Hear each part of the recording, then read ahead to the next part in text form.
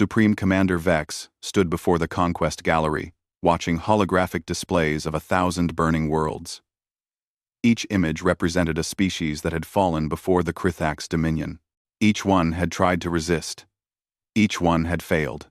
The command chamber hummed with quiet efficiency as officers reviewed tactical data from their latest victory.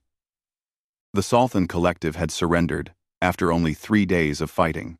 Their military commanders had watched Krithak's soldiers march through plasma fire without hesitation, without breaking formation, without showing the slightest concern for survival. The Salthan broke first. They always did.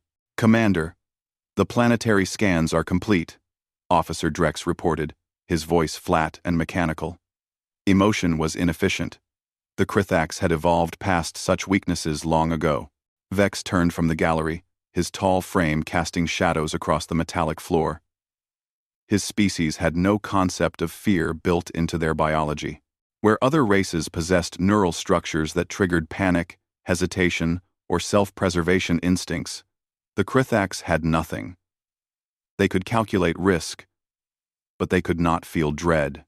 They understood death as data, not as something to avoid at all costs. This made them perfect conquerors.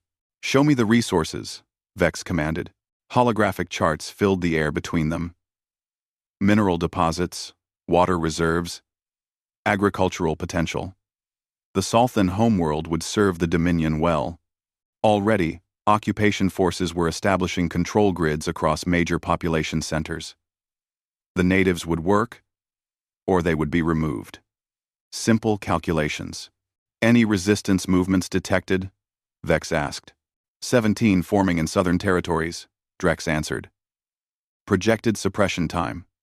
4 days." Vex nodded once. Resistance was predictable. Species always clung to hope, even after defeat. That hope would fade quickly enough when they realized the Krithaks could not be intimidated, could not be frightened into retreat, could not be broken by threats or shows of force. Fear worked both ways in war. The Krithaks felt none, which meant enemy psychological tactics failed completely. Meanwhile, their own relentless advance broke enemy spirits in days rather than years. The tactical screens shifted, showing battle footage from the Salthan campaign. Krithak soldiers advanced through streets, while enemy forces fired from fortified positions. Several Krithaks fell, bodies torn apart by explosive rounds. The soldiers behind them stepped over the corpses without pausing, without changing expression, without the slightest acknowledgement that death walked beside them. They simply calculated new approach vectors and continued forward. That was when defenders broke. That was when they realized they faced something unnatural. "Commander, the Galactic Council has sent another communication," an officer announced from the communication station. "Delete it," Vex said without looking up. "They threaten economic sanctions. They have threatened sanctions for the past 47 conquests. They will continue threatening. They will not act." Vex pulled up a star chart showing Krithak's territory, spreading like a dark stain across the galaxy map. Fear governs their decisions. They fear the cost of opposing us more than they hate what we do. The irony was not lost on him. The very emotion his species lacked was the tool they used most effectively against others. Every species they encountered was controlled by fear to some degree.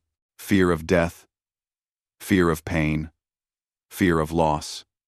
The Krithaks simply had to exist, had to demonstrate their absolute lack of survival instinct, and enemy forces crumbled. "What is our next target?"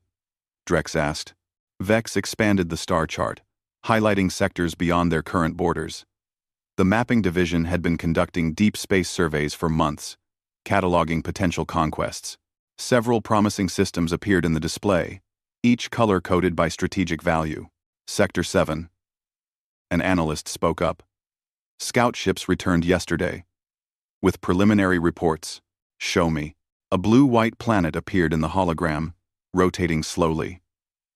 Oceans covered most of its surface, with large land masses scattered across hemispheres. Preliminary scans showed significant technological development. Cities, agriculture, industrial complexes, defense satellites in orbit, though nothing that would pose a real challenge to Krithak's fleet power. Species designation? Vex asked. They call themselves humans, the analyst replied.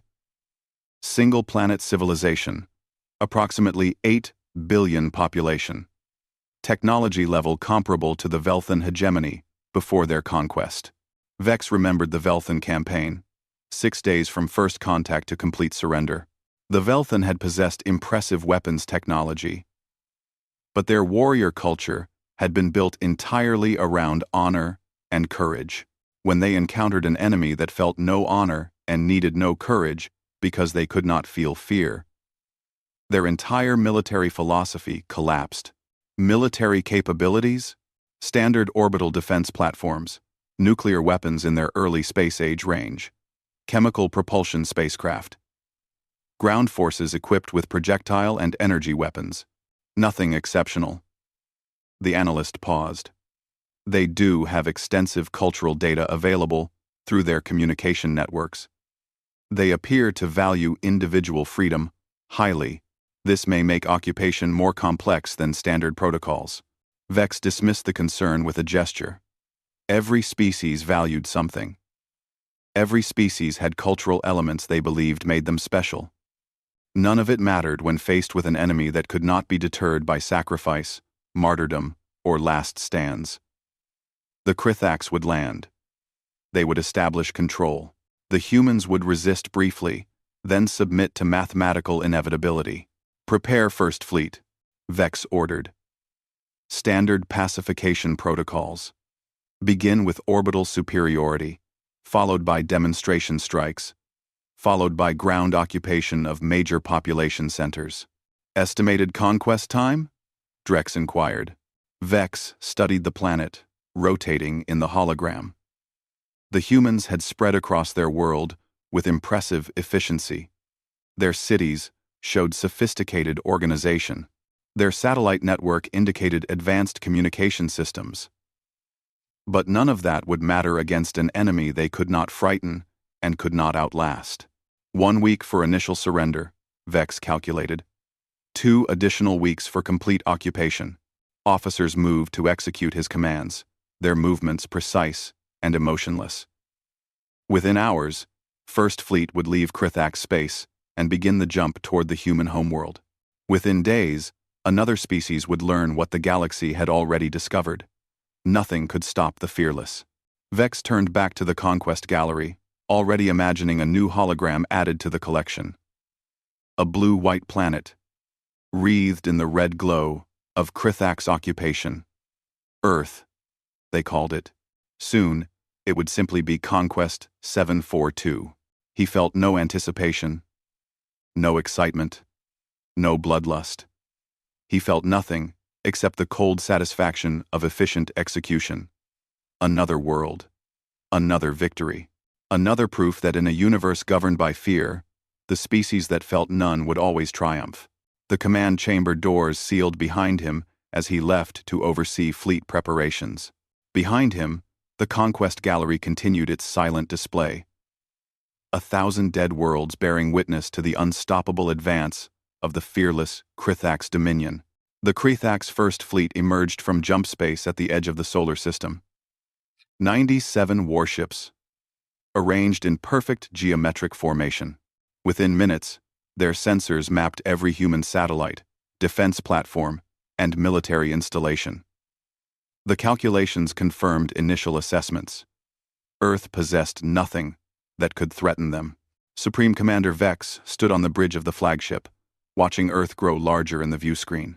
The blue planet looked peaceful from this distance, clouds drifting across oceans, city lights visible on the night side. Appearances meant nothing.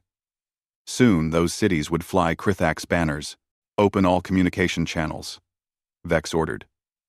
Broadcast surrender terms in their dominant languages. The message went out across every frequency humanity used. The terms were simple and non-negotiable. Lay down all weapons. Submit to Krithak's authority. Resistance would be met with overwhelming force. Compliance would allow human civilization to continue under occupation. The choice was theirs. But the outcome was predetermined. 37 minutes passed before Earth responded. A holographic display activated, showing a human woman in formal diplomatic attire. She appeared calm, her face neutral, her posture composed. The translation software identified her as Ambassador Min-Ji Park, representative of the Unified Human Defense Council. "This is Ambassador Park speaking on behalf of Earth," she began, her voice steady. "We have received your terms. We request time to discuss your demands with our global leadership. Such a decision cannot be made hastily." Vex studied her face, analyzing micro-expressions with Krithak's precision. Humans possessed sophisticated emotional responses. Their biology was saturated with fear mechanisms, adrenaline systems, panic triggers. Yet this ambassador showed none of the obvious signs. Either she was exceptionally disciplined, or humanity had more control over their emotional responses than typical species. "You have 6 hours," Vex replied. "At the end of that time, we will begin demonstrations of our capabilities. Further delays will result in increased casualties." Min-Ji nodded once. 6 hours. Understood.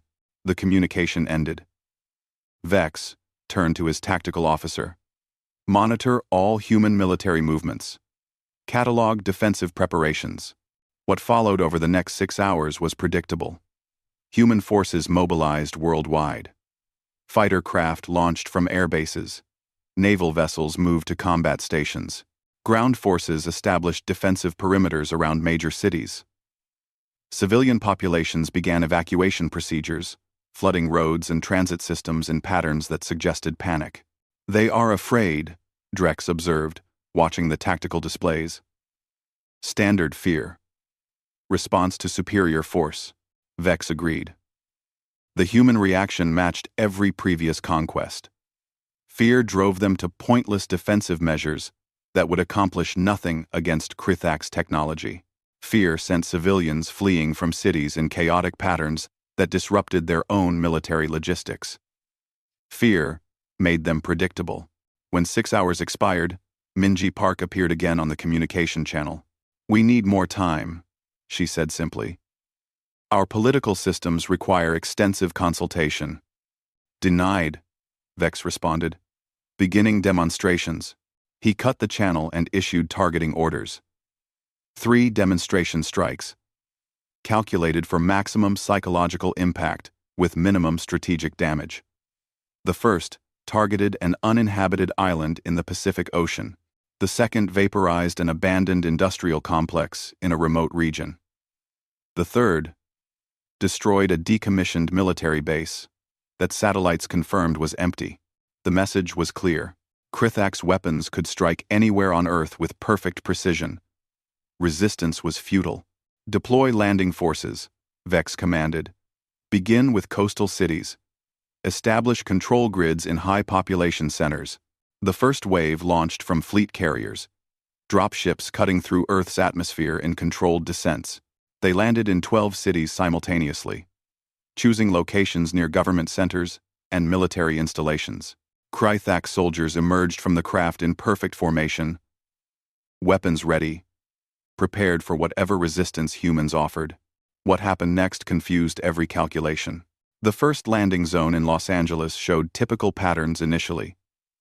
Human military forces had established defensive positions around the landing site. As Krithak soldiers advanced, humans opened fire with conventional weapons. Bullets and energy blasts struck Krithak's infantry, some finding gaps in armor, some killing soldiers outright. The Krithaks did not slow down. They never did. They walked through the defensive fire with mechanical precision, calculating trajectories, returning fire with superior accuracy. Human forces should have broken at that point. Seeing an enemy advance without hesitation should have triggered panic responses. Instead, human soldiers retreated in organized patterns, falling back into the city streets in ways that suggested planning rather than panic. "They are implementing urban warfare tactics," the tactical officer reported. "Using buildings for cover, establishing crossfire positions, employing hit and run strikes. Vex frowned. Not at the tactics themselves, which were standard for defending forces, but at the execution. Humans should be breaking down by now. Fear should be overwhelming their command structure. Instead, they were fighting with disciplined efficiency. In Tokyo, the pattern repeated. In Mumbai, in Sao Paulo, human forces engaged, inflicted casualties, then melted into urban terrain. Before Krithak's forces could establish overwhelming superiority, they were not standing and fighting. They were harassing, disrupting, forcing the Krithaks to fight for every block. Casualties? Vex asked. 17% of landing forces engaged in combat, higher than projected. 17% in the first day. That exceeded losses from the entire Velthan campaign.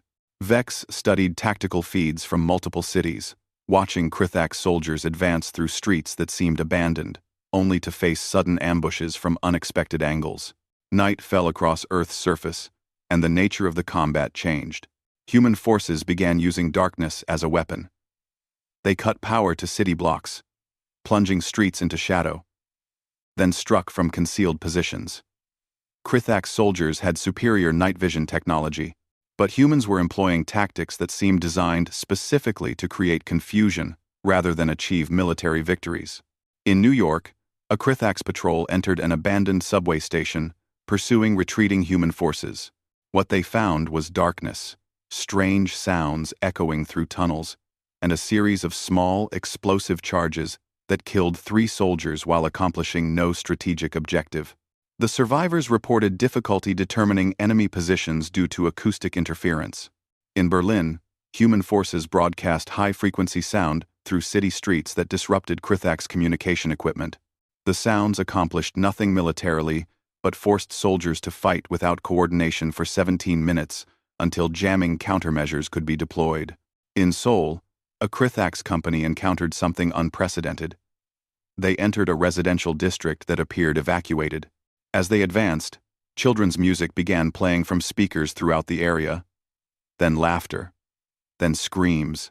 The sounds came from every direction, overlapping, creating a wall of noise that served no tactical purpose Vex could identify.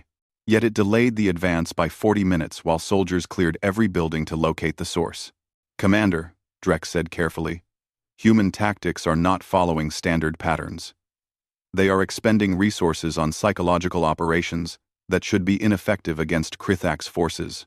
Vex studied the data. Drex was correct. Humans were using fear-based tactics against an enemy that felt no fear. They were wasting ammunition on harassment strikes instead of concentrated defense. They were prioritizing confusion over casualties. They do not understand what they face, Vex concluded. They employ tactics designed for enemies that can be frightened. Once they realize these methods are useless, they will adapt or collapse. But even as he spoke the words, doubt crept into his calculations for the first time in his military career. Not fear, which he could not feel, but simple mathematical uncertainty. The projected conquest timeline was already exceeding estimates. Human resistance was lasting longer than it should, not because they were stronger, but because they were behaving irrationally. On the view screen, Earth rotated slowly, city lights dimming as humans cut power to deny Krithak's targeting data. Somewhere down there, Minji Park and 8 billion humans were making decisions that did not fit any model Vex understood. He logged the first day as a tactical delay, not a defeat. Tomorrow, Krithak's forces would double their deployment. Human resistance would be crushed through overwhelming numerical superiority. But as he reviewed casualty reports from 12 cities, watching footage of humans employing tactics that made no logical sense, Vex experienced something his species had no word for. It was not fear, but it was the cold recognition that he had made an error in his calculations. He simply did not know yet what that error was. 3 months had passed since the first Krithak's landing, and Supreme Commander Vex stared at reports that contradicted everything his species understood about conquest. The Krithaks controlled every major Earth city. Their forces occupied government centers, military bases, and strategic infrastructure. By every military metric, Earth had fallen. Yet human resistance had not ended. It had evolved.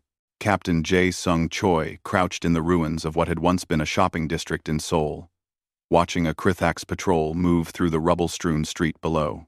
15 enemy soldiers, standard formation, sweeping sector by sector with mechanical precision. They showed no caution, no hesitation, no concern for ambush. They could not feel fear, which meant they walked into every trap humans set. Jae-sung had learned that lesson in the first week of occupation. The Krithax were not brave. Bravery required overcoming fear. They were simply empty of survival instinct. He signaled to his team, scattered through buildings on both sides of the street. 12 humans, armed with improvised weapons and salvaged military equipment. They were not soldiers by training. Jae-sung had been a civil engineer before the invasion. His team included teachers, factory workers, medical technicians. But 3 months of survival had taught them what formal military training could not. How to fight an enemy that felt nothing. The Krithax patrol reached the intersection. Speakers hidden throughout the district activated simultaneously, broadcasting sounds humans had spent weeks perfecting. Screaming. Laughter. Whispers in languages the Krithax could not understand.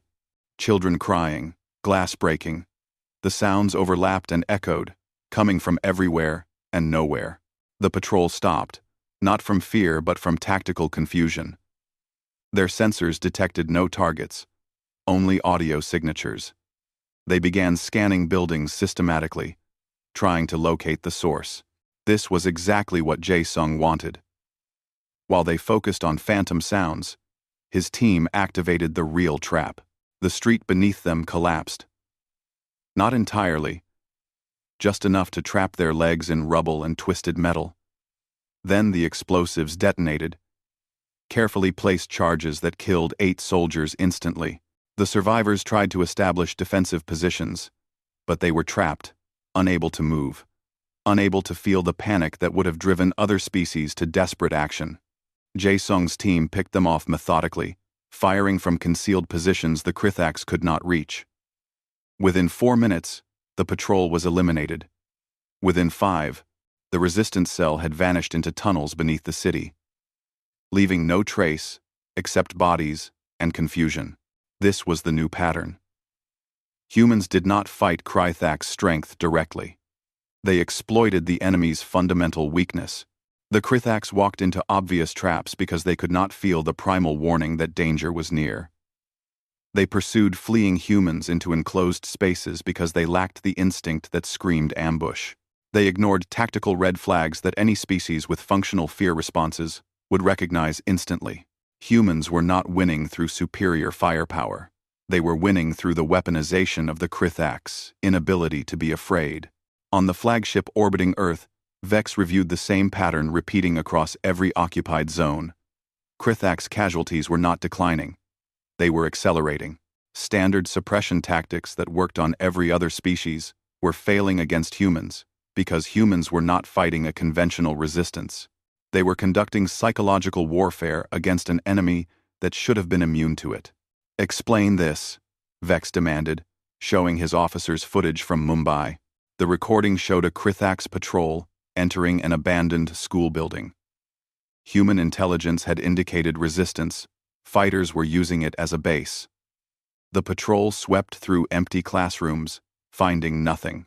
Then children's laughter began playing from hidden speakers. Not threatening, just laughter, echoing through hallways. The patrol followed the sound. Searching for its source, they found a room filled with children's drawings on the walls. Crayon pictures of monsters, of darkness, of fear made visible through childhood imagination. In the center of the room sat a single chair with a note in English. "You cannot feel what we feel. That is why you lose." The patrol stepped forward to retrieve the note. The explosives, hidden beneath the floor, killed them all. "There is no military value to these tactics," Drex said, his voice frustrated in the flat way Krithax expressed confusion. "The psychological component is wasted on us. We do not experience fear. Yet, They continue using these methods. Because they work, Vex replied quietly. He had been studying human culture extensively for the past month, trying to understand what drove their tactical decisions.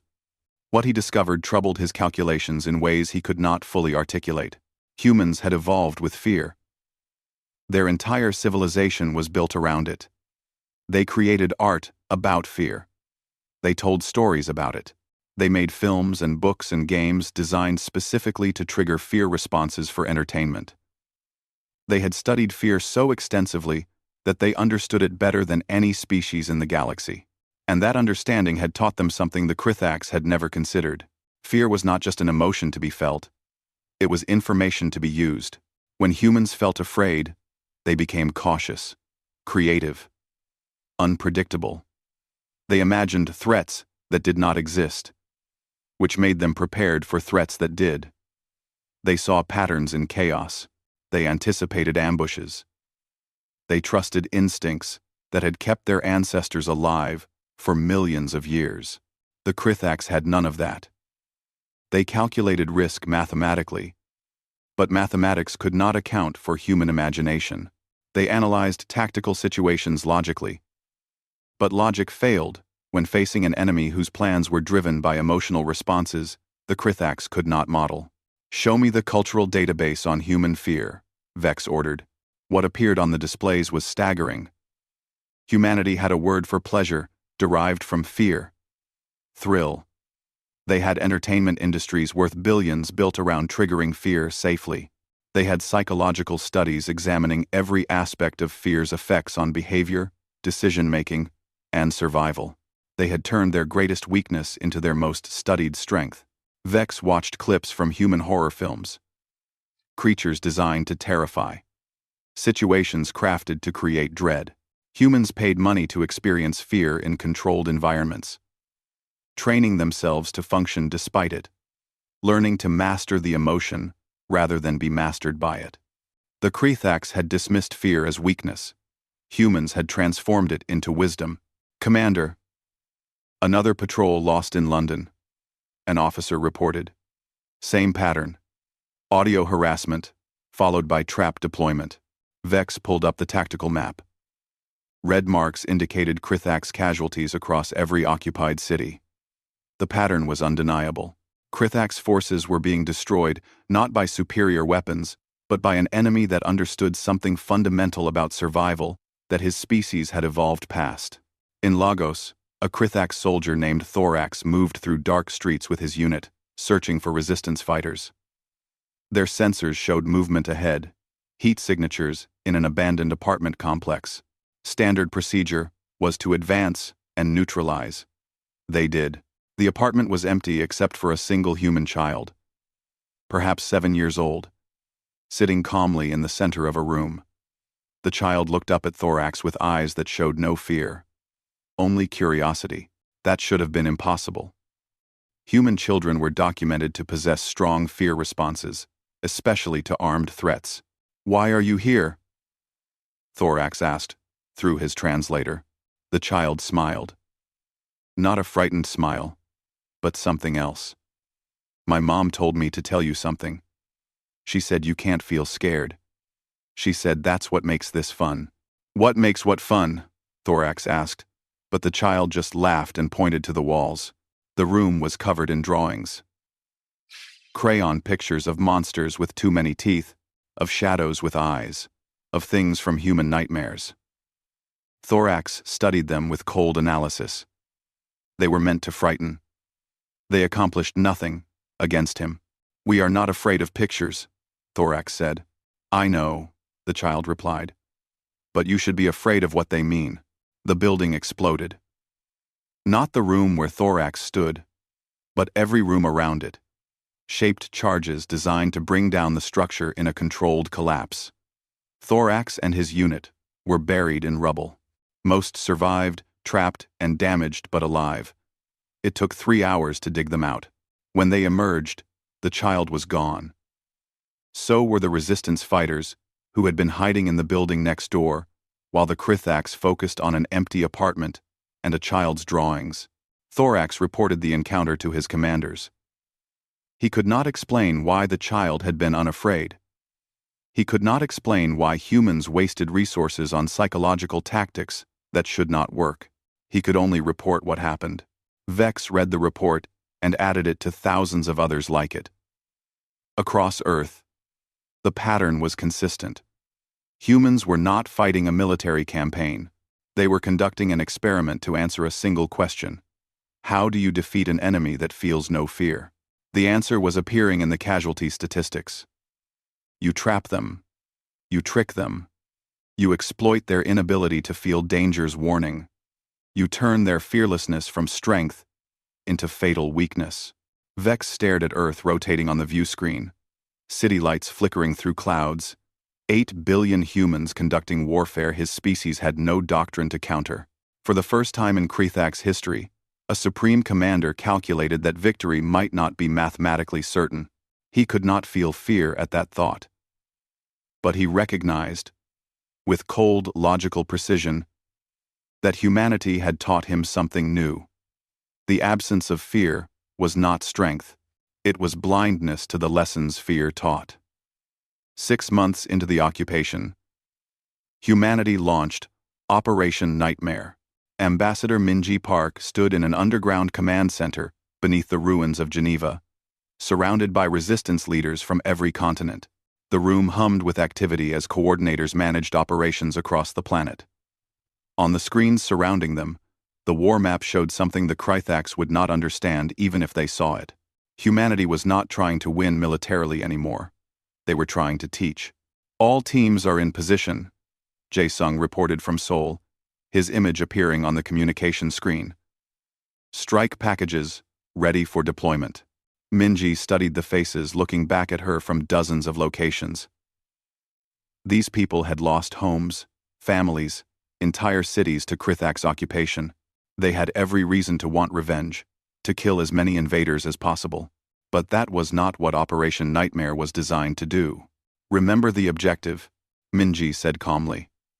We are not trying to make them afraid. We cannot. But we can make them understand what they are missing. We can show them why fear is not weakness. It is wisdom. She nodded to the tactical coordinator. Begin, Phase 1. Across Earth, resistance cells activated simultaneously. But the attacks were unlike anything the Krithaks had faced before. They were not ambushes, or traps, or explosions. They were surgical strikes on something far more valuable than soldiers. Krithak's commanders began disappearing. In Cairo, Regional Commander Drax left his headquarters for a routine inspection. He never arrived at his destination. His escort was found hours later, unconscious but alive, with no memory of what happened. Drax was simply gone. No body, no ransom demand, no explanation. Just absence where certainty should be. In Beijing, Strategic Coordinator Vrel vanished from a secure compound. Security footage showed nothing unusual. One moment he was in his quarters. The next, the room was empty. His communication devices remained. His weapons remained. Vrel did not. In Sydney, Supply Officer Thenex disappeared while reviewing inventory in a locked warehouse. The doors never opened. The windows were sealed. Yet when his staff entered an hour later, he was gone. In his place was a note in English. Where did he go? You cannot fear, so you cannot guess. Supreme Commander Vex watched reports flood in from occupied territories across the planet. 23 Krithaks commanders missing in 12 hours. No bodies recovered. No evidence of struggle. The humans had taken them and left only questions. For a species that felt no fear, the disappearances should have meant nothing except logistical complications. Replace the commanders, continue operations, solve the mystery through analysis. But something else was happening. Something Vex had not anticipated. His soldiers were making mistakes. A patrol in Moscow reported seeing movement in an abandoned building. Standard procedure was to investigate. But the patrol hesitated. They had seen footage of other patrols investigating similar situations and walking into traps. They could not feel fear of what might be waiting inside, but they could calculate probability. They requested backup before entering. That hesitation saved them. The building was rigged with explosives, but the delay allowed engineers to detect the charges and neutralize them. The patrol survived not because they were afraid, but because they had learned to simulate caution even without the emotional trigger that normally caused it. Humans had made the Krythax start thinking like prey. In Mumbai, Jae-sung's team executed Phase 2 of Operation Nightmare. They infiltrated a Krythax command ship that had landed for resupply operations. The security was tight, but humans had learned how to move through Krythax surveillance networks by exploiting blind spots in sensors designed to detect threats. Not careful infiltration. The team did not sabotage the ship. They did not plant explosives or steal intelligence. They did something stranger. They left evidence. A Krythax officer's personal quarters now contained an impossible object. A music box that should not exist on the ship, playing a human lullaby when opened. In the medical bay, supplies were rearranged in patterns that spelled out words in English. In the armory, a single bullet was placed on every weapon, positioned identically, requiring hours of precise work. When Krythax personnel discovered these changes, they could not explain how humans had accessed the ship without triggering alarms. They could not explain why intruders would waste time rearranging objects instead of causing damage. They could not explain the purpose behind any of it. That was exactly the point. Humans were not trying to hurt the Krythax anymore. They were trying to make them doubt their own perceptions. They were introducing uncertainty into a species that relied entirely on logical certainty for decision-making. Vex studied the reports with growing concern. Not fear, which he could not feel, but mathematical recognition that Krythax tactical doctrine was breaking down. His forces were requesting backup for routine operations. They were spending extra time verifying secure areas. They were double-checking sensor readings that should be trusted automatically. They were acting as if they feared ambush, even though they could not feel fear. Humans had taught them that caution was logical, even without emotional motivation. In Lagos, Krythax soldier Thorax sat in his barracks, reviewing footage from his most recent patrol. The unit had swept through an abandoned residential district without incident. No resistance. No traps. No humans at all. Yet something in the recording bothered his tactical processor. Children's toys were scattered in the streets. Fresh toys, not weathered by months of abandonment. A ball. A stuffed animal. Small shoes, in a neat row outside a house.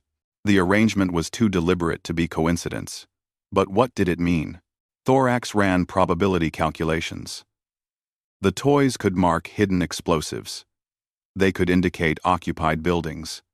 They could be bait for ambush. Or they could mean nothing at all, placed there specifically to make Krythax forces waste time analyzing meaningless patterns. That was the problem. Thorax could not tell which explanation was correct. Without fear to trigger intuitive threat assessment, he could only calculate possibilities. And humans were creating situations where too many possibilities existed. "You are overthinking," his squad leader said. "They are objects. They do not threaten us." But 3 hours later, another patrol found similar toys arranged in a different district. And then, another. And another. The pattern spread across Lagos, and with it spread something new among Krythax forces. Not fear, but awareness that humans were communicating something through these arrangements, and the Krythax could not decode the message. Phase 3 of Operation Nightmare intensified the psychological campaign. Human resistance began planting evidence of impossible things throughout occupied zones. Security footage appeared showing Krythax commanders in locations they had never visited. Communication logs contained messages no one remembered sending. Supply inventories showed equipment appearing and disappearing with no explanation. None of it was real. All of it was fabricated by human technical specialists who had learned to compromise Krythax data systems. But the effect was real. Krythax forces began questioning their own records, their own surveillance, their own chain of command. Humans were making the Krythax doubt reality itself. In New York, Minji received a report that made her pause. A Krithax patrol had encountered a human civilian in the street. The civilian was a young woman named Sarah Kim, a volunteer who had agreed to play a specific role. She stood calmly as the Krithax soldiers approached, showing no fear, making no attempt to flee. "Why are you here?" the patrol leader asked. "To give you a message," Sarah replied. "You have been on Earth for 6 months. You control our cities. Your ships orbit our planet. By every military measure, you have won, but you are losing more soldiers every day. Do you know why?" The Krithax did not answer. Sarah continued, "Because you cannot feel what we feel. You think that makes you strong. It makes you blind. You walk into traps because you cannot sense danger. You make mistakes because you cannot imagine consequences. You trust systems we have learned to compromise because you cannot fear deception. Fear is weakness," the patrol leader stated. "It causes panic and poor decisions." Sarah smiled sadly. "Fear is information. It is millions of years of evolution teaching us what is dangerous. You removed that from your species, and now you pay the price. Every day, every lost soldier, every failed operation. You are learning what we have always known. Fear is not the enemy of success. Certainty is. Fear acteth. 10. The patrol leader moved to detain Sarah, but she had already activated a device that generated an electromagnetic pulse. Nothing explosive, nothing lethal, just enough to disable Krithax communications for 30 seconds. By the time systems rebooted, Sarah had vanished into underground tunnels, and the patrol was left with her words echoing in their audio logs. Vex listened to that recording 17 times. The human woman had articulated something he had been struggling to calculate for months. The Krithax had removed fear from their biology because they viewed it as inefficient, but they had never considered what they lost along with it. Fear was not just emotion. It was processed information about survival, compressed into instant recognition of threat patterns. Without it, the Krithax were fighting with incomplete data. Across the Galactic Council networks, other species were watching the Earth situation with intense interest. The fearless Krithax Dominion, conqueror of 1,000 worlds, was failing to pacify a single planet of primitive humans. The military analysts could not explain it. How could a species with inferior technology and no special advantages resist this long? The answer was spreading through classified channels. Humans were not resisting through strength. They were exposing the fundamental flaw in Krithax psychology. An enemy that felt no fear could not properly assess danger. They could calculate it mathematically, but calculation was too slow, too logical, too vulnerable to manipulation. Fear was fast. Fear was intuitive. Fear had kept species alive for billions of years because it worked. The Krithax had declared themselves beyond fear. Humanity was teaching them the cost of that declaration. Vex stared at Earth on his view screen, watching lights flicker across the night side, seeing patterns in the illumination that might mean something or might mean nothing. For the first time in his military career, he calculated that withdrawal might be necessary. Not because the Krithax were losing militarily, but because humans had found a way to fight that his species had no counter for. They had weaponized the very thing they felt, and the Krithax did not. They had turned fear from vulnerability into tactical advantage, and in doing so, they had revealed a truth the galaxy was only beginning to understand. The fearless were not invincible. They were merely unprepared for enemies who had mastered what the fearless had abandoned. The neutral station orbited empty space between Krithax territory and Earth's solar system. It had been built centuries ago as a meeting ground for species that did not trust each other enough to visit home systems. Today it served as the location for something unprecedented in Krithax history: peace negotiations. Supreme Commander Vex stood in the station's central chamber, waiting. His officers had questioned his decision to request this meeting. The Krithax did not negotiate. They conquered or they withdrew after calculating victory was impossible. But this situation was neither conquest nor withdrawal. It was something his species had no category for. The door opened. Ambassador Minji Park entered, followed by Captain Jae Sung Choi and 3 human military advisors. They wore formal diplomatic attire rather than combat gear. Minji's expression was calm and professional. Jae Sung studied Vex, with the careful attention of someone who had spent months fighting Krithak's forces and survived. "Commander Vex," Minji said, inclining her head slightly in greeting. "I did not agree," Vex replied. "I requested this meeting. There is a difference." Minji's lips quirked in what might have been a smile. They moved to a conference table designed for diplomatic exchanges. No weapons were allowed in the chamber. Not that it mattered.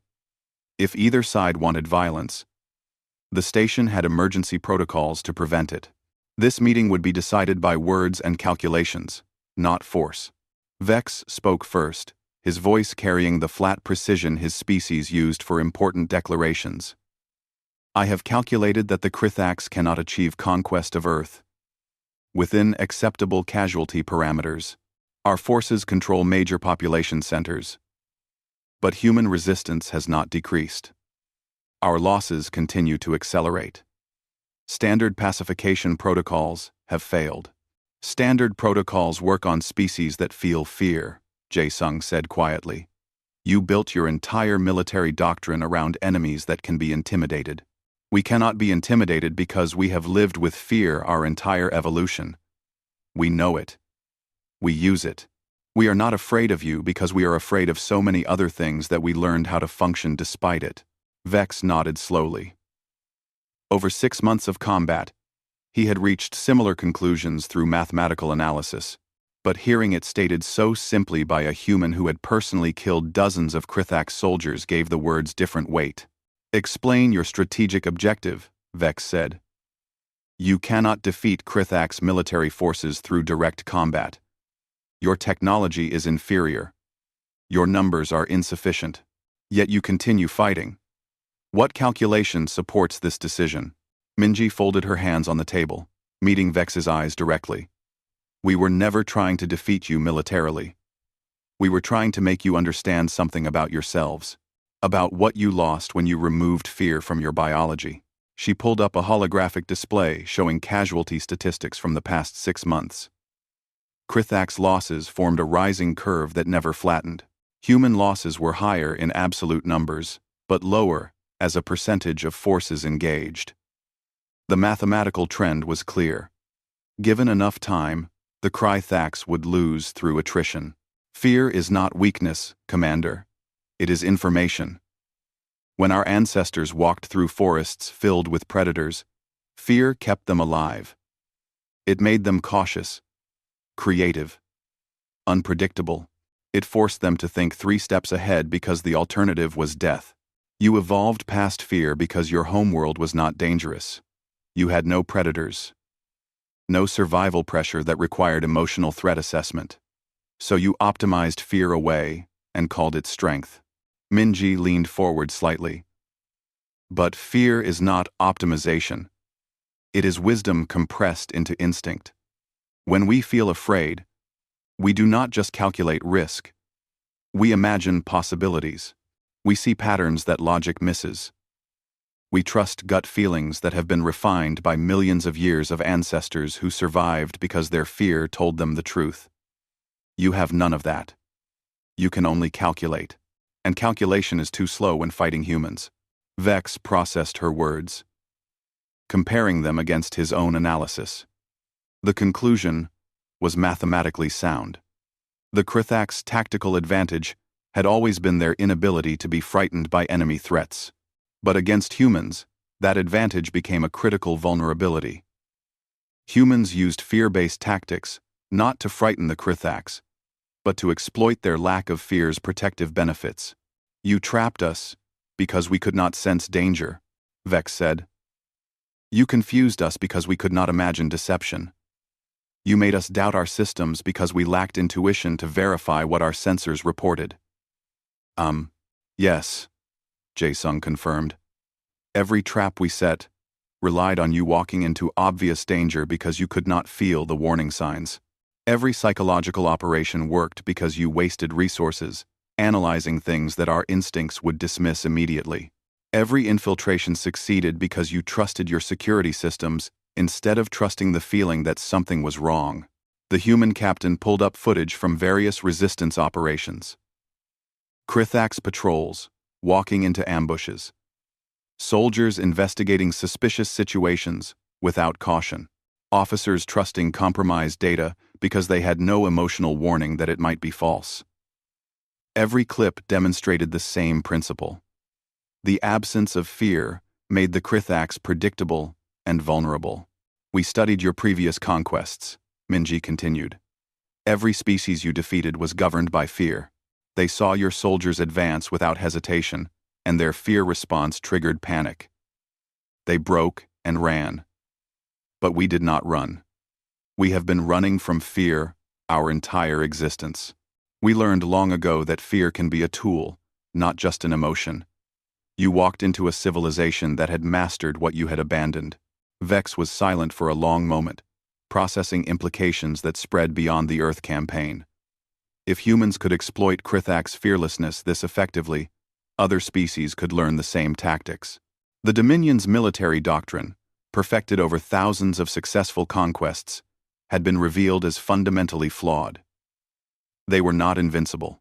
They were simply lucky that previous enemies had not understood how to fight them. "What are your terms for ending hostilities?" Vex asked. "Full withdrawal from Earth," Minji stated. "Within 30 days.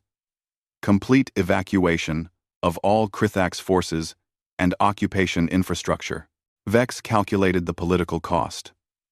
Withdrawal would be seen as defeat. The Galactic Council would interpret it as weakness. Other occupied species might rebel, believing the Krithax could be beaten. But the alternative was worse. Continued occupation would mean continued casualties, continued resource drain, and continued demonstration to the galaxy that humanity had found the Krithax's weak point. Better to withdraw and reframe the narrative as strategic repositioning than stay and prove through mounting losses that the fearless could be defeated. "Agreed," Vex said. "We will begin withdrawal immediately. But I have conditions." "We are listening," Minji replied. "The galaxy is watching this conflict.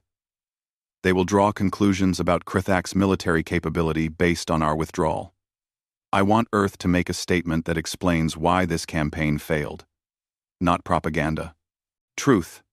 I want other species to understand what happened here." Jae-sung frowned. "You want us to explain your weakness to potential enemies? I want you to explain that our weakness is specific to enemies like humanity. Species that have mastered fear rather than being controlled by it. Most civilizations in this galaxy are not like you. They panic. They break. They surrender when faced with fearless enemies. Your tactics will not work for them because they do not have your psychological framework." Minji studied Vex carefully. "You are trying to minimize the damage to your reputation. I am trying to prevent unnecessary conflicts." Vex corrected.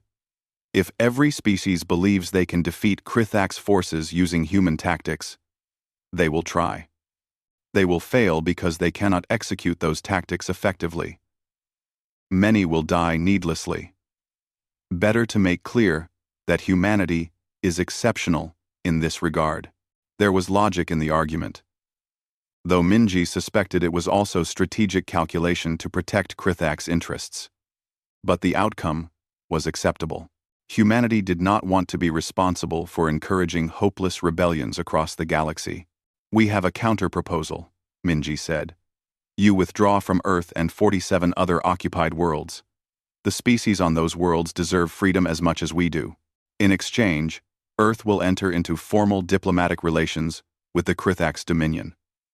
We will share our research on fear, psychology, and tactical applications. We will help you understand what you lost and why it matters." Vex calculated quickly. 47 worlds represented significant territory, but they were becoming increasingly costly to occupy as news of the Earth resistance spread. Other occupied species were already showing signs of organizing similar campaigns. Withdrawing now, before those resistances became unmanageable, would minimize losses, and gaining access to human psychological research would provide strategic value. Understanding fear might allow the Krithax to simulate its benefits through training and doctrine, even if they could not feel it biologically. Acceptable, Vex agreed. We will withdraw from the specified worlds over the next 90 days. Earth will provide civilian advisors to assist with Krithax tactical development. They formalized the terms over the next hour, working through details with the precision of two civilizations that understood the importance of clear agreements. When they finished, Minji stood and extended her hand in the human gesture of agreement. Vex studied the hand for a moment, then grasped it carefully. The physical contact felt strange but appropriate. I have one question, Vex said. Personal curiosity, not tactical inquiry. During our occupation, we captured very few humans alive. Most resistance fighters died rather than surrender. They knew we would not harm prisoners, yet they chose death. Why? Jae-sung answered. Because we were afraid of what you represent, Commander. An existence without fear sounds like strength, but to us it looks like something worse. A universe where nothing matters enough to be afraid of losing it. Where survival is just calculation, instead of desperate, beautiful struggle. We fought so hard, because we were afraid of becoming like you, empty of the thing that makes life precious. The words should have meant nothing to Vex. He could not feel the emotion Jae-sung described. But he understood the mathematics behind it. Humans fought harder because they had something to lose that they valued more than their own lives. The Krithax had nothing like that. They existed. They conquered. They calculated. But they did not treasure existence the way humans did. Perhaps that was the truest cost of fearlessness. Not vulnerability to certain tactics, but the loss of whatever made life worth fighting for, beyond simple persistence. 3 weeks later, the last Krithax transport left Earth's orbit. Cities that had been occupied began the slow work of rebuilding. Resistance fighters like Jae-sung transitioned to peacetime roles, though they kept their weapons close and their networks active. Trust would take generations to build. In orbit, Vex watched Earth recede on his viewscreen one final time. He had been sent to conquer a primitive world and return within weeks. Instead, he was withdrawing after months of escalating casualties, having been defeated not by superior technology, but by superior understanding of something his species considered weakness. On Earth, Minji stood among the ruins of Geneva, watching Krithax ships vanish into jump space. Around her, humans celebrated victory. But she knew this was not truly victory. It was a lesson delivered and received.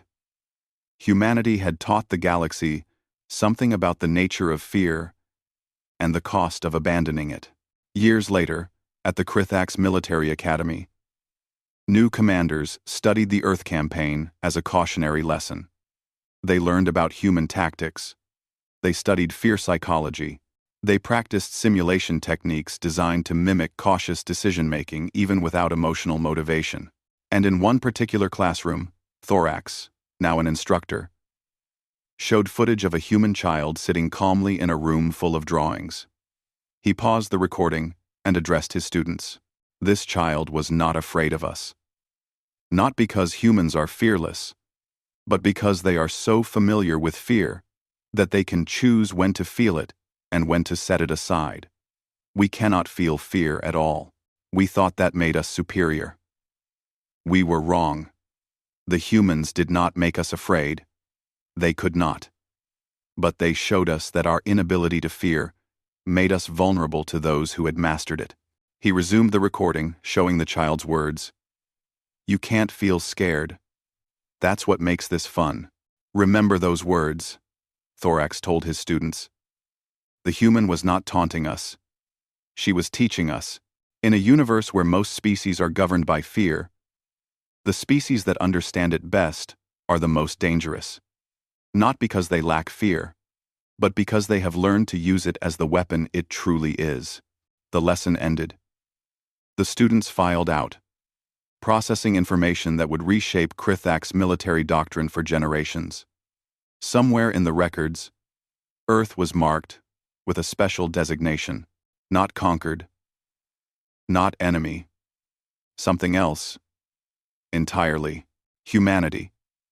The species that taught the fearless to understand fear.